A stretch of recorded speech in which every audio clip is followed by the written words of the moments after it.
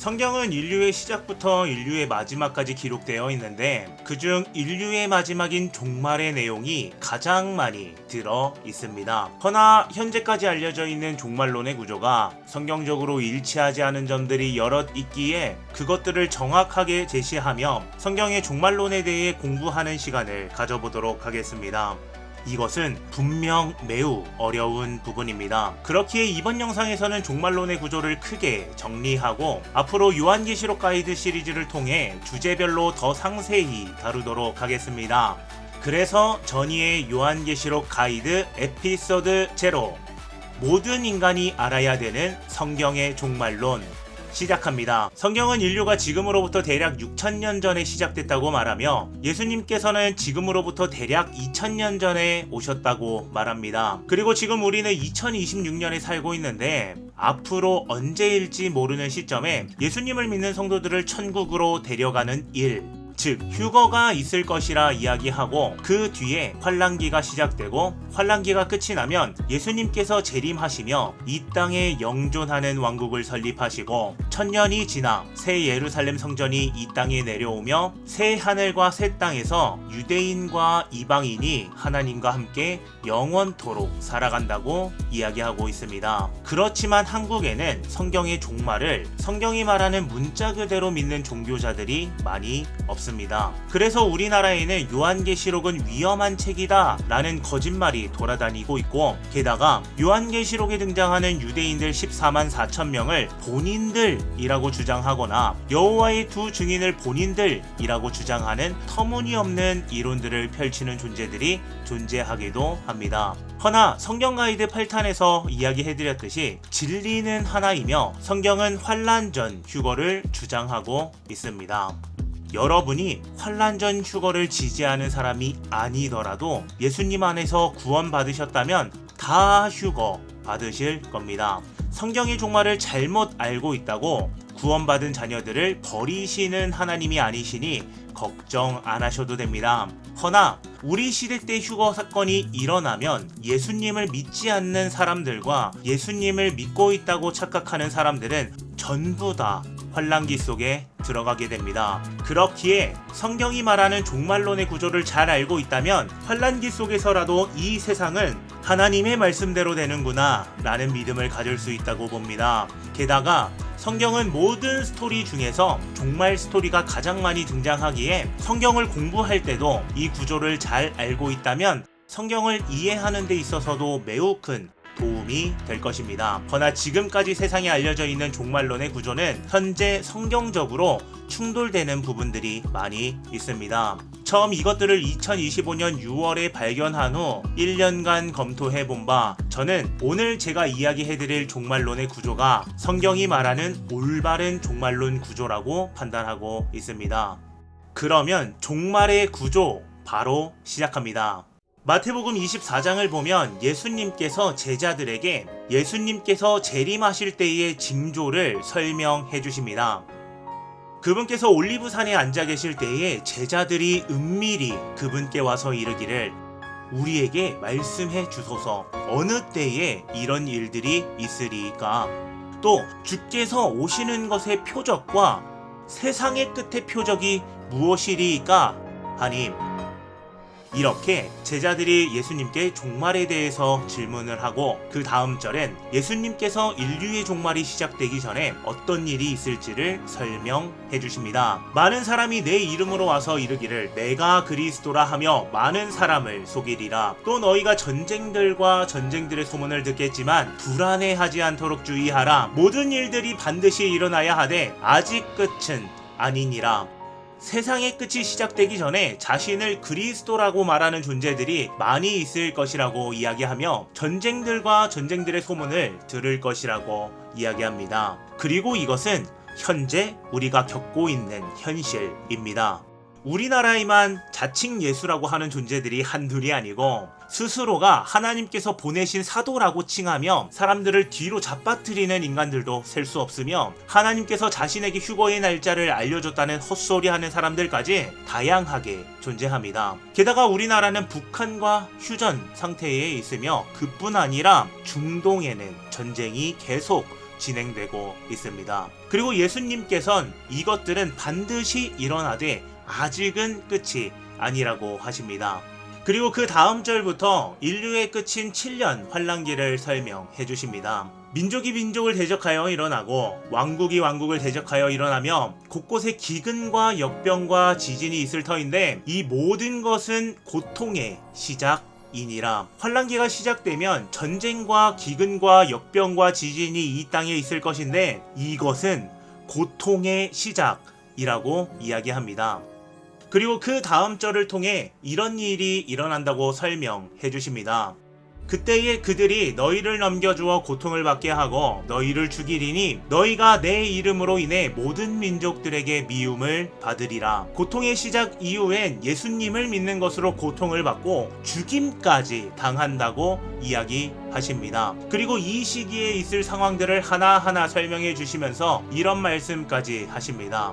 그러나 끝까지 견디는 자 바로 그 자는 구원을 받으리라. 즉 예수님을 믿는다는 것으로 고통을 받고 죽임까지 당하는 때가 있는데 이때에는 예수님을 믿는 것이 구원이라는 이 사실을 목숨까지 내걸고 지키는 존재들이 구원을 받는다고 말씀하십니다. 그리고 왕국의 이 복음이 모든 민족들에게 선포되고 그제서야 끝이 난다고 이야기하십니다. 그리고 15절에는 다니엘서의 말씀을 언급하며 순교 사건을 한 번 더 설명하시는데요. 예수님께서 언급하시는 다니엘서의 말씀은 이것입니다. 그가 많은 사람과 한 이레 동안 언약을 확정할 것이며 그가 그 이레의 한중간에 희생물과 봉헌물을 그치게 하고 가증한 것들로 뒤덮기 위해 심지어 완전히 끝날 때까지 그것을 황폐하게 하리니 작정된 그것이 그 황폐한 곳에 쏟아지리라. 여기서 한 이레는 7년을 이야기하며 7년 중 한 중간, 즉 3년 반이 지난 후에 예수님께서 말씀하신 내용이 시작된다는 것을 알 수 있습니다. 황폐하게 하는 것이 예루살렘 성전에 앉아서 이스라엘의 예배를 금지시키고 3년 반 동안 예수님을 믿는 사람들을 죽인다는 사실을 알 수 있습니다. 그리고 이 사건 이후부터 마태복음 24장은 이 땅에 있는 인간들이 어떻게 살아야 하는지 알려주며 예수님의 재림까지 알려주고 있습니다. 그리고 예수님의 재림의 표적을 29절부터 다시 한번 정리해서 설명해 주십니다. 여기까지 예수님께서 알려주시는 세상의 종말을 다시 한번 정리하면 이렇습니다. 환란기 시작 전의 상황을 4절부터 요약해 주시며 환란기 전반부 이야기를 두 계절을 사용해서 간략하게 설명하시고 환란기 후반부와 예수님 재림 때는 자세히 반복해서 재차 언급하시고 예수님 재림 때에 어떻게 살아가야 하는지를 마태복음 24장 36절부터 마태복음 25장 전체를 활용해서 설명해 주십니다. 여기까지가 예수님께서 말씀하신 내용을 근거로 종말의 타임라인을 정리했습니다. 그러면 이제 요한계시록을 살펴보겠습니다. 요한계시록은 종말의 시간표를 어느 책보다 구체적으로 이야기하는 책입니다. 종말의 내용은 요한계시록 6장부터 시작해서 요한계시록 마지막 장인 22장까지 등장합니다. 그리고 요한계시록을 조금 더 상세히 정리하면 6장부터 20장 5절까지는 환란기부터 예수님의 재림까지의 이야기를 여러 시점에서 이야기하고 있으며 예수님의 재림 후의 이야기를 20장 6절부터 마지막 22장 6절까지 이야기하고 있습니다. 그러니까 쉽게 말해 요한계시록은 마태복음 24장의 예수님의 종말의 말씀을 요한계시록 6장부터 20장 5절까지 활용해서 다양한 시점에서 보다 구체적인 설명을 하고 있다는 겁니다. 그리고 이것을 조금 다른 각도로 추가 설명해보면 마태복음 24장에서는 예수님께서 환란기 앞부분은 두 계절을 사용해서 짧게 설명하시고 환란기 중간부터 예수님 재림 때까지를 더 길게 구체적으로 반복해서 설명하신다는 겁니다. 그리고 요한계시록도 살펴보면 이렇습니다. 환란기 앞부분은 요한계시록 6장 2절부터 8절까지 짧게 설명되어 있고 환란기 중간부터 예수님의 재림까지 언급하는 대환란기는 6장 9절부터 20장 5절까지 구성되어 있다는 것이죠. 그러면 지금부터 요한계시록 6장부터 살펴보겠습니다. 오프닝 때도 이야기했지만 이번 영상에서는 큰 틀을 설명하고 구체적인 내용들을 요한계시록 가이드 시리즈를 통해서 주제별로 상세히 다룰 테니 지금은 종말의 타임라인 구조를 정리하는데 집중을 하도록 하겠습니다. 요한계시록 6장에는 6개의 봉인 심판이 등장합니다. 여기서 첫 번째 봉인 심판을 통해 흰말 탄 자가 등장하는 것을 알 수 있으며 이것을 앞에서 본 다니엘서에 등장하는 한 이레 동안 이스라엘과 언약을 맺는 존재라고 말할 수 있습니다. 이스라엘의 어떤 새로운 지도자가 이스라엘과 7년간 언약을 맺는 것이 환란기의 시작이라는 겁니다. 그리고 두 번째 봉인 심판에서 전쟁이 한 번 더 언급되며 세 번째 봉인 심판에서는 인플레이션을 언급하고 네 번째 봉인 심판은 두 번째, 세 번째를 재언급하며 추가로 사망과 짐승을 언급하는 것을 알 수 있습니다. 그리고 네 번째 봉인 심판은 마태복음 24장에 있는 예수님께서 말씀하시는 내용과 일치하는 것을 파악할 수 있습니다.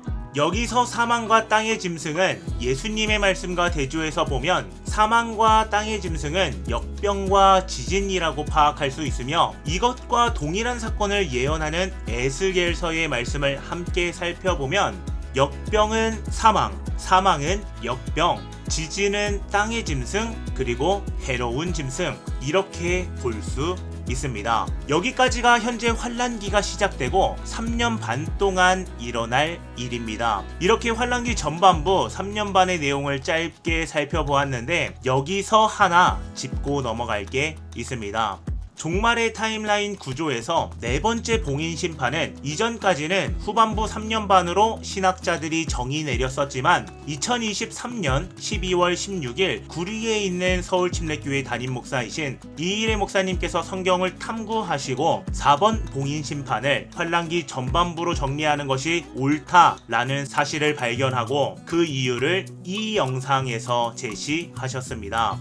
에스겔서를 통해서도 예수님의 말씀을 통해서도 그리고 요한계시록 본문의 내용에서도 전쟁과 기근과 역병과 지진 이 4개는 한 세트로 움직이며 이따가 언급할 나팔 심판과 비교해 보았을 때 네 번째 봉인 심판은 인간 4분의 1이 죽는 심판이기에 3분의 1씩 죽는 나팔 심판과는 겹쳐질 수 없고 네 번째 봉인 심판은 분명 민족들과 민족들의 전쟁이 있지만 후반부 3년 반에는 적그리스도의 세상이 펼쳐지며 사탄의 세력에게 성도들이 죽임을 당하는 후반부 3년 반에 네 번째 봉인 심판을 배치할 수 없습니다. 또한 분명 예수님의 말씀을 근거로 고통의 시작이라는 겁니다. 즉 전반부 3년 반에 네 번째 봉인 심판을 배치하는 것이 옳습니다. 처음 세대주의 전천년설이 등장하고 네 번째 봉인 심판을 후반부 3년 반에 두었지만 하나님께서 지금 이 시기에 더 많은 지식과 이해력을 허락해 주셔서 성경의 종말을 더 구체적으로 정리할 수 있게 되었다고 믿습니다. 그렇기에 진짜 성경 신자라면 신학자들이 정의한 것 또한 의심하며 성경이 말하는 진실을 믿어야 합니다. 그렇기에 네 번째 봉인 심판은 환란기 전반부 3년 반에 오는 것이 진실입니다. 그럼 다음 심판들을 살펴보겠습니다. 다섯 번째 봉인 심판 말씀을 보면 자기들이 간직한 증언으로 죽임을 당한 사람들이 등장하는데 이것은 예수님께서 말씀하신 순교와 일치합니다. 그때에 그들이 너희를 넘겨주어 고통을 받게 하고 너희를 죽이리니 너희가 내 이름으로 인해 모든 민족들에게 미움을 받으리라. 그리고 여섯 번째 봉인 심판은 예수님께서 설명하시는 예수님의 재림의 때와 일치하는 것을 알 수 있습니다. 그 날들의 환란 뒤에 즉시 해가 어두워지고 달이 자기 빛을 내지 아니하며 이렇게 요한계시록 6장이 끝이 납니다. 그런데 봉인 심판은 총 7개가 등장합니다. 즉 봉인 심판은 1개가 더 남았으며 그것은 요한계시록 8장부터 11장까지 총 4장에 걸쳐 기록되어 있습니다. 그렇기에 일곱 번째 봉인 심판을 먼저 간략하게 살펴보도록 하겠습니다. 일곱 번째 봉인 심판은 7개의 나팔 심판으로 구성되어 있다는 사실을 알 수 있습니다. 그리고 현재까지 종말론을 연구한 신학자들은 일곱 번째 봉인 심판을 환란기 후반부 시작으로 배치해 놓았으며, 이 때문에 많은 사람들이 봉인 심판은 순서대로 되어 있지 않다 라고 주장하는 것이 일반적인 견해입니다. 허나 저는 성경을 계속 읽어보며 분석해본 바 1번부터 7번 봉인 심판을 순서대로 놓는 것도 이상하지 않다라는 것을 발견했습니다. 네 번째 봉인 심판은 분명 2번, 3번 심판을 재조명하며 역병과 땅의 짐승을 추가해서 설명합니다.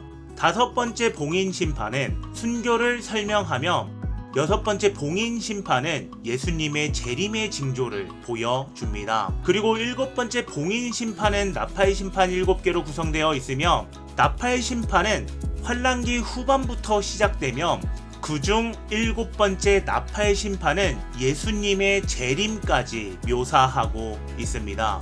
그러니까 일곱 번째 봉인 심판은 나팔 심판들을 통해 환란기 후반의 시작과 더불어 예수님의 재림의 징조를 알리는 여섯 번째 봉인 심판까지 재조명하며, 더 나아가 일곱 번째 나팔 심판을 통해 예수님의 재림까지 설명하고 있는 심판으로서 봉인 심판을 1번부터 7번까지 순서대로 제시하는 것은 앞의 내용을 반복 설명하는 히브리 문학의 특징을 더 잘 보여주는 해석 방법이라고 보고 있습니다. 그러면 지금부터 환란기 후반부의 시작과 예수님의 재림까지 정리해 보도록 하겠습니다. 우선 환란기 후반부 시작은 다니엘서를 통해서, 그리고 예수님의 말씀을 통해서 적그리스도가 이스라엘과 언약을 파기하고 예루살렘을 황폐하게 하는 것으로 시작합니다. 그리고 이것을 당연히 요한계시록에서도 표현하고 있습니다. 성전 밖에 있는 뜰은 내버려 두고 측량하지 말라. 그것이 이방인들에게 주어졌으므로 그들이 그 거룩한 도시를 42달 동안 발로 짓밟으리라. 또 용이 그에게 큰 것들을 말하며 신성모독하는 입을 주고, 또 그에게 42달 동안 지속할 권능을 주매 그가 신성모독하며 하나님을 대적하려고 자기 입을 벌려 그분의 이름과 그분의 성막과 하늘에 거하는 자들을 모독하더라. 11장에서도 13장에서도 42달이라는 구체적인 기간이 나오며 1년은 12개월이니 3년 6개월이라는 것을 우리는 알 수 있습니다. 그러니까 우선 환란기 후반부가 시작되는 때에 적그리스도가 지구의 통치자가 됩니다. 그리고 환란기 후반부가 시작되는 때에 다른 몇 개의 사건이 더 구체적으로 등장합니다. 요한계시록 12장을 통해 한 때와 두 때와 반 때, 즉 3년 반 동안 하나님께서 이스라엘 자손들을 광야에서 지켜주시는 일이 있다는 것을 알 수 있습니다. 그리고 11장 말씀을 통해 하나님께서 보내시는 두 증인 또한 이때 등장하는 것을 알 수 있습니다. 이 증인들은 모세와 엘리야인데, 모세와 엘리야가 성경에서 보여준 재앙들과 능력들을 우리가 잘 알고 있다면 요한계시록을 이해하는 데 있어서 큰 도움이 됩니다. 또한 다음 두 절을 통해 이 두 사람이 3년 반 동안 행할 것들이 간략하게 묘사되어 있는데, 쉽게 정리하면 1번 나팔 심판부터 6번 나팔 심판까지가 모세와 엘리야가 환란기 후반부 3년 반 동안 보여줄 권능들입니다. 그리고 그 시작은 하늘들을 닫는 권능이며, 그렇기에 환란기 후반부 3년 반이 시작되는 시점엔 이 일 또한 일어나게 됩니다. 그분께서 7째 봉인을 여실 때에 하늘이 반시간쯤 고요하더라. 그리고 7장을 통해 알 수 있는 사실은 이 고요한 시간에 하나님께서 유대인들 중 14만 4천 명을 인으로 봉인하시는 일이 있다는 것 또한 알 수 있습니다. 여기까지가 환란기 후반부 시작점에 일어날 일들이며, 종말론을 열심히 공부하셨던 분들은 여기까지는 알고 있을 이야기입니다. 허나 저는 여기서 한 가지 더 큰 사실을 이야기해 보려고 합니다. 요한계시록에는 바벨론 음녀라는 종교통합 어젠다를 주장하는 존재가 등장하며, 그것을 우리는 천주교라고 정의하고 있습니다. 저 또한 이 주장이 올바른 해석이라고 생각하고 있습니다. 허나 바벨론 음녀가 멸망하는 시점을 현재까지 구체적으로 제시하는 사람은 없습니다. 그리고 저는 성경을 근거로 바벨론 음녀는 환란기 후반부가 시작될 때 적그리스도의 손에서 멸망하는 것을 알게 되었습니다. 그리고 그 근거가 되는 말씀은 먼저 이렇습니다. 또 내가 보니 다른 천사가 하늘 한가운데로 날아가고 있는데 그가 땅에 거하는 모든 민족과 모든 족속과 언어와 백성에게 선포할 영존하는 복음을 가지고 있더라. 그리고 또 다른 천사가 뒤따르며 이르되 저 큰 도시 바빌론이 무너졌도다. 이는 그녀가 모든 민족들에게 자기의 음행으로 인한 진노의 포도즙을 마시게 하였기 때문이라. 셋째 천사가 그들을 뒤따르며 큰 음성으로 이르되 만일 누구든지 그 짐승과 그의 형상에게 경배하고 자기 이마 안에나 손 안에 그의 표를 받으면 바로 그 사람은 하나님의 진노의 포도즙 곧 그분의 경노의 잔에 섞인 것이 없이 부은 포도즙을 마시리라. 그러니까 먼저 복음을 외치는 한 천사가 등장하고 그 천사를 뒤따라 다른 천사가 바벨론 음녀가 심판받는 것을 이야기하고 셋째 천사를 통해 짐승의 형상에게 절하지 말라고 하며 666 짐승의 표를 받지 말라고 이야기하고 있습니다. 여기서 확실한 것은 셋째 천사가 외치는 짐승의 형상과 666 증표는 환란기 후반부 적그리스도의 세상에서 등장하는 일이기 때문에 이 말씀을 이유로 카톨릭은 환란기 후반부 시작되는 시점에 멸망한다고 보고 있습니다. 물론 이뿐만 아니라 근거가 되는 말씀들이 더 있습니다. 요한계시록 17장, 18장, 19장은 바벨론 음녀가 멸망하는 모습을 보여주는 말씀입니다. 내가 본 열불 곧 짐승 위에 있는 이것들이 그 음녀를 미워하여 그녀를 황폐하게 하고 벌거벗게 하며 그녀의 살을 먹고 그녀를 불로 태우리라. 이는 하나님께서 자신의 뜻을 이루시려는 것을 그들의 마음에 두사 그들이 동의하여 하나님의 말씀이 성취될 때까지 자기들의 왕국을 그 짐승에게 주게 하셨기 때문이라. 이 말씀을 자세히 보면 짐승의 왕국이 시작되는 조건 중 하나는 짐승이 바벨론 음녀를 불로 태우는 일이 있어야 되는 겁니다. 그리고 요한계시록 18장에는 바벨론 음녀가 멸망하는 것을 보고 슬퍼하는 존재들이 등장하는데 여기에는 배에서 그리고 바다에서 슬피 우는 사람들도 등장합니다. 허나 후반부 3년 반에는 모세와 엘리야를 통해 나팔 심판이 시작되고 두 번째, 세 번째 나팔 심판을 보면 바다와 강뿐만이 아니라 물들의 근원 3분의 1이 심판을 받는다는 것을 알 수 있습니다. 분명 환란기 후반부에 물에 대한 심판이 쏟아지고 그 결과값 또한 성경은 제시하고 있습니다. 바다의 3분의 1이 피가 되고 바다의 창조물들 3분의 1이 죽고 지구에 있는 수없이 많은 배들 중 3분의 1이 부서지는 일까지 일어나며 물의 근원까지 쑥이 돼서 물 때문에 많은 사람들이 죽는 일이 있다고 말합니다. 그렇기에 물에 대한 심판이 있기 전에 바벨론 음녀가 멸망해야 배에 있는 사람들과 바다에서 무역하는 사람들이 바벨론 음녀가 멸망하는 것을 보고 애통할 수 있습니다.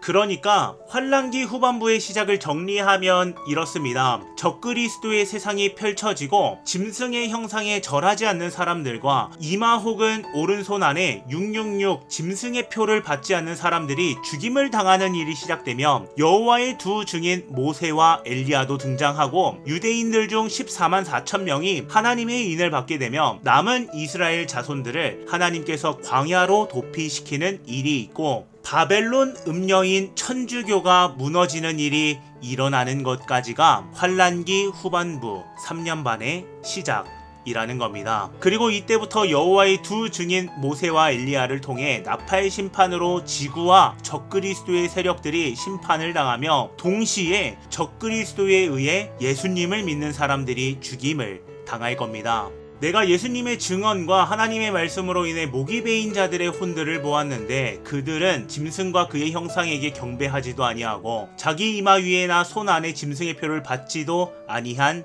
자들이더라. 이 말씀을 근거로 이 환란기 후반부에 사는 사람들 중 수없이 많은 사람들이 목이 잘려 죽게 될 겁니다.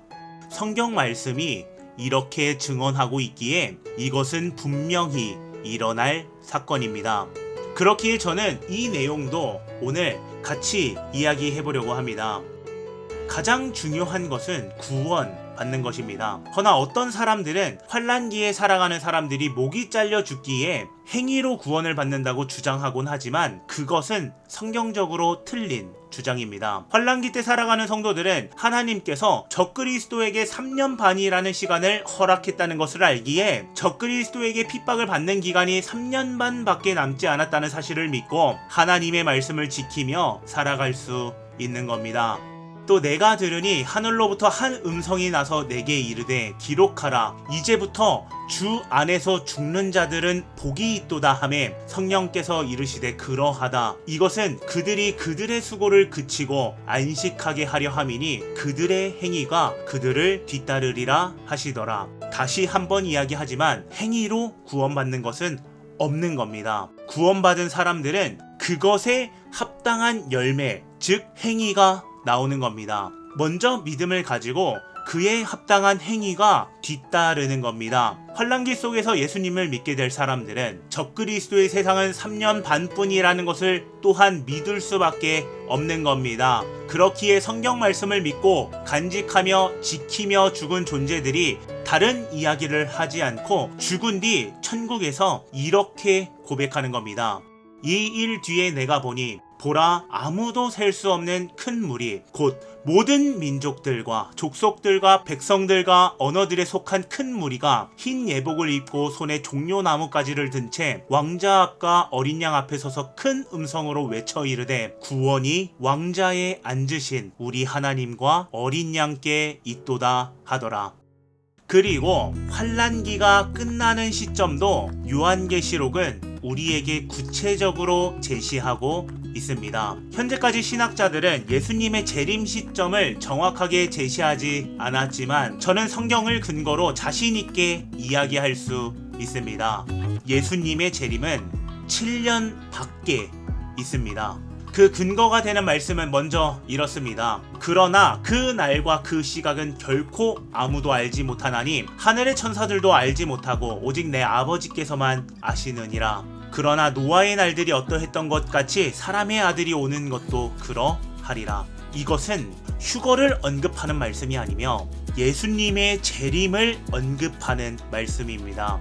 휴거 또한 홀연히 일어나는 일이지만 재림도 홀연히 일어나는 일입니다. 허나 재림은 휴거와 성격이 조금 다릅니다. 마태복음 24장을 살펴보면 재림은 7년 환란기가 끝이 나고 예수님의 재림의 징조가 시작되는 때에 사람들에게 하시는 말씀이라는 것을 알 수 있습니다. 그러니까 환란기 때 일어날 일들을 다 겪으며 추가로 예수님의 재림의 징조도 다 볼 수 있지만 정확한 날짜만 모르는 겁니다. 두 번째 근거는 이렇습니다. 요한계시록 11장에 등장하는 여호와의 두 증인 모세와 엘리야는 1260일 즉 유대인들의 달력으로 3년 반이라는 시간 동안 대언을 마치고 예수님께서 죽으신 곳에서 이 두 사람도 죽게 될 겁니다. 그들이 자기들의 증언을 마칠 때에 바닥 없는 구덩이로부터 올라오는 짐승이 그들을 대적하여 전쟁을 일으켜서 그들을 이기고 그들을 죽일 것이므로 그들의 죽은 몸들이 그 큰 도시의 거리에 놓일 터인데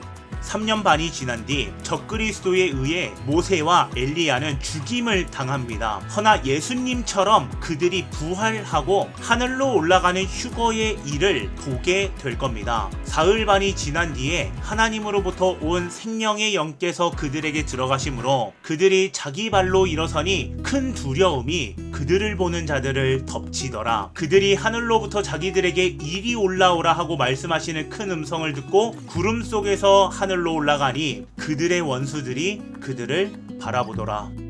또한 그 즉시 바로 6번째 봉인 심판, 예수님의 재림의 징조가 펼쳐지는 겁니다. 바로 그 시각에 큰 지진이 나서 그 도시의 10분의 1이 무너지고 그 지진으로 사람들의 7,000명이 죽으니 남은 자들이 두려워서 하늘의 하나님께 영광을 돌리더라. 그리고 이렇게 예수님의 재림의 때 6번째 봉인 심판부터 예수님께서 재림을 완료하시는 7번째 나팔 심판까지 일이 펼쳐지고, 이것을 요한계시록은 16장을 통해 7개의 금병 심판으로 우리에게 서술하고 있습니다. 지금까지 7개의 금병 심판은 나팔 심판과 겹쳐서 설명하는 것이 신학자들의 연구 결과였지만 저는 그것이 틀렸다고 자신있게 외칩니다. 더 정확하게는 이제서야 허락된 지식이다 라고 믿습니다. 사탄에게 주어진 3년 반이라는 시간이 끝났기에 이제 그들은 사람들을 더 이상 죽일 수 없으며 주의 진노의 큰 날의 심판을 받다가 결국 예수님의 재림 때 예수님과 전쟁을 하기 위해 아마겟돈으로 모이게 됩니다. 그리고 예수님께서 재림하셔서 예수님을 대적하는 모든 자들을 무찌르시고 이 땅에 남아있는 사람들 중 구원받은 자들과 지옥에 갈 자들을 심판하실 겁니다. 다시 정리하면 예수님의 재림의 날짜를 알 수 없기에 예수님의 재림을 7년 안으로 카운트할 수 없으며 여호와의 두 증인이 죽는 날이 7년의 마지막 날이기에 7년이 지나 사흘 반 뒤부터 6번째 봉인 심판이 시작되며 6번째 봉인 심판은 7개의 금병 심판이라 부를 수 있고, 그리고 이 심판을 주의 진노의 큰 날이라고 정의할 수 있을 것 같습니다.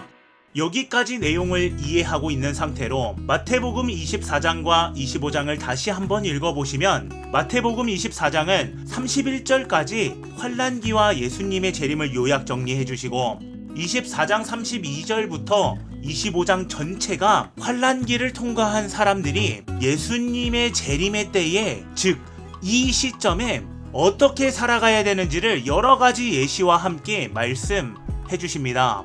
32절에 시작되는 무화과 나무의 비유는 앞서 말한 대로 7년간의 모든 일을 겪고 예수님의 재림의 징조도 직접 경험하면서 살아갈 사람들에게 성경이 진리이다 라는 것을 외치시는 말씀인 겁니다. 36절부터 이야기하는 노아의 대홍수의 예시처럼 이 모든 것을 다 겪고도 진리를 믿지 않는 사람들이 많고 많다는 것을 예수님은 알고 계시기에 인류의 끝이 진짜 얼마 남지 않은 사람들의 구원을 위해 외치시는 말씀인 겁니다. 42절부터 이야기하는 종의 예시도, 25장 1절부터 이야기하는 열처녀의 예시도, 25장 14절부터 이야기하는 달란트의 예시도 모두 다 환난기를 통과하고 예수님의 재림의 징조 6번째 봉인 심판이 시작되는 이 시점에서 살아가는 사람들에게 주시는 메시지라는 겁니다. 그래서 제자들의 질문으로 시작한 마태복음 24장의 예수님의 재림의 메시지는 예수님께서 재림하신 후 진행하시는 심판,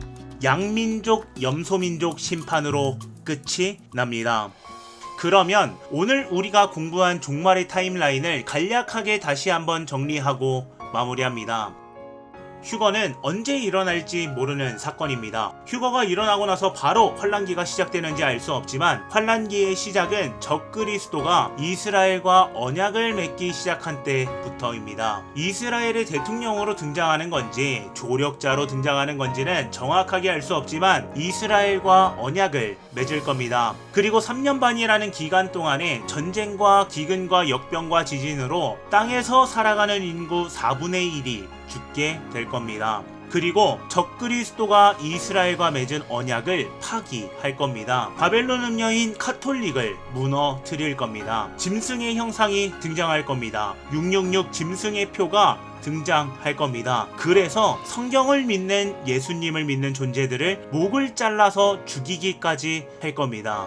게다가 하나님의 인을 인간이 눈으로 확인할 수 있는 건지 아닌지는 확실하게 모르지만 유대인들 14만 4천 명에게 하나님의 인이 주어질 겁니다. 그리고 여호와의 두 증인 모세와 엘리야가 등장합니다. 6개의 나팔 심판으로 이 땅에 재앙을 퍼부을 겁니다. 그리고 그 사역을 마치고 예수님께서 죽으신 곳에서 이들도 죽게 될 겁니다. 이렇게 후반부 3년 반이 마무리가 됩니다. 그리고 사흘 반이 지나 부활하게 되고 휴거 받게 됩니다. 이것을 사람들이 보게 될 것이고 이 시점에 하나님의 진노의 잔이 가득 차게 되며 마지막 7개의 금병 심판을 쏟아내시고 예수님께서 재림하셔서 이 땅에 있는 모든 존재들을 심판하게 될 겁니다. 이후에 메시아 왕국이 세워지고 1000년이라는 시간이 지나 흰 왕자 심판을 끝으로 영원한 세상이 펼쳐지게 됩니다.